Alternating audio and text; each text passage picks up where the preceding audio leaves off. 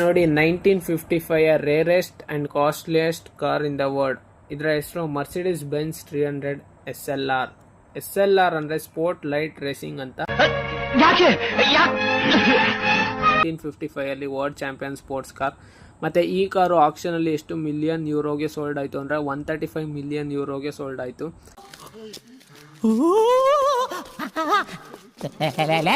ಒಂದು proper 2-ಸೀಟರ್ racing car ಆಗಿರುತ್ತೆ. ಇದರ ಇಂಜಿನ್ ವೈಸ್ ನೀವು ನೋಡೋದಾದ್ರೆ 3 litre naturally aspirated which produces 302 bhp with manual transmission. ಇದು complete rear wheel drive car ಆಗಿರುತ್ತೆ.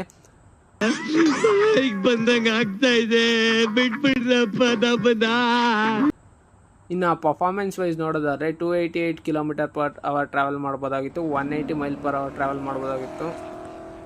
ಟೋಟಲ್ ಎಷ್ಟು ಮರ್ಸಿಡಿಸ್ ಬೆನ್ಸ್ 300 SLR ಇದೆ ಅಂದರೆ ಟೋಟಲ್ 9 ಮರ್ಸಿಡಿಸ್ 300 SLR ಇದೆ. ಅದರಲ್ಲಿ ನಿಮಗೆ 7 ರೋಡ್ ಪರ್ಪಸ್ ಆಗಿ ಮಾಡ್ತಾರೆ, ಇನ್ನು 2 ಟ್ರ್ಯಾಕ್ ಪರ್ಪಸ್ ಆಗಿ ಯೂಸ್ ಮಾಡ್ತಾರೆ. ಈ ಕಾರ್ ಯಾಕೆ ಡಿಸ್ಕಂಟಿನ್ಯೂ ಮತ್ತೆ ಸ್ಟಾಪ್ ಆಯಿತು ಅಂದರೆ ನನ್ನ ಅವಶ್ಯಕತೆ ಯಾರಿಗಿದೆ, ನನ್ನ ಅವಶ್ಯಕತೆನೇ ಇಲ್ವಲ್ಲ.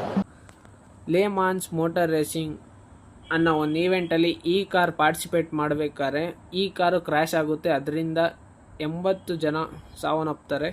ಇದರಿಂದ ಮರ್ಸಿಡಿಸ್ ಬೆನ್ಸ್ ಅವರು ಯಾವುದೇ ಥರ ಮೋಟಾರ್ ಸ್ಪೋರ್ಟ್ ಈವೆಂಟ್ಗೆ ಪಾರ್ಟಿಸಿಪೇಟ್ ಮಾಡೋಕ್ಕೆ ಇಷ್ಟಪಡ್ತಾ ಇರಲ್ಲ, ಅವ್ರು ಅದರಿಂದ ಎಕ್ಸಿಟ್ ಆಗ್ತಾರೆ. ಸೊ ಅದರಿಂದ ಈ ಕಾರು ಸ್ಟಾಪ್ ಆಯಿತು.